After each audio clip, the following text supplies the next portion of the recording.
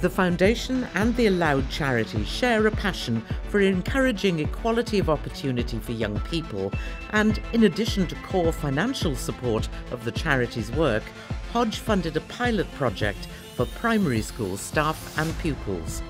Aloud in the Classroom involved 65 pupils from years 5 and 6 at White Rose Primary School in New Tredegar in weekly singing rehearsals that culminated in a performance in front of His Royal Highness the Prince of Wales and the Duchess of Cornwall.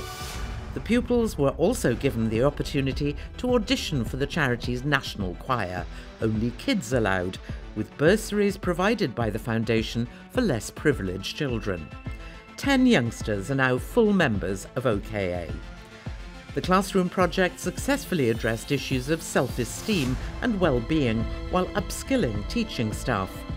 White Rose's head teacher told Aloud, "You've all had a major impact on our children and school community. Our lives have definitely been changed for good."